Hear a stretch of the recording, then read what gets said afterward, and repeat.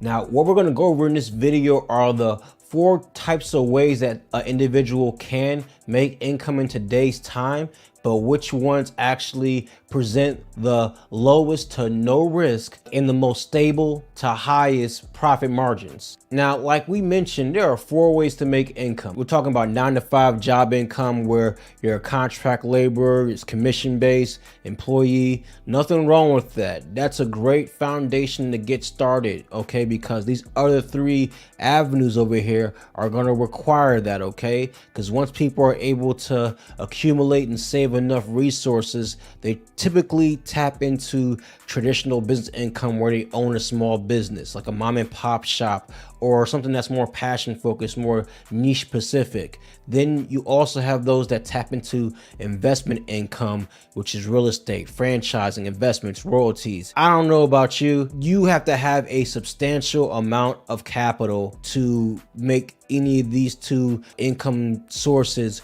work for you, especially in the investment side. So we're not going to talk about real estate. We're not going to talk about franchising, investments, or royalties. We're not even going to talk about sole proprietorship and small business ownership. Here are the kind of the drawbacks with like traditional business income, because you can have overhead, which are expenses, but you may not be creating revenue out the gate. So you're starting off in the red, you're starting off in the hole. And if you don't have enough customers coming through your door, regardless of what the product, service, or opportunity is, then you're not going to be in business long. There's a reason why 95% of small businesses fail within their first 2 to 5 years is because overhead, right? So, and they're taking the risk being in the marketplace, and you may have some competitors that may be doing what you do at a higher click, more efficiently, more effectively, and they provide a higher value of service and probably an equal or greater product. So that can just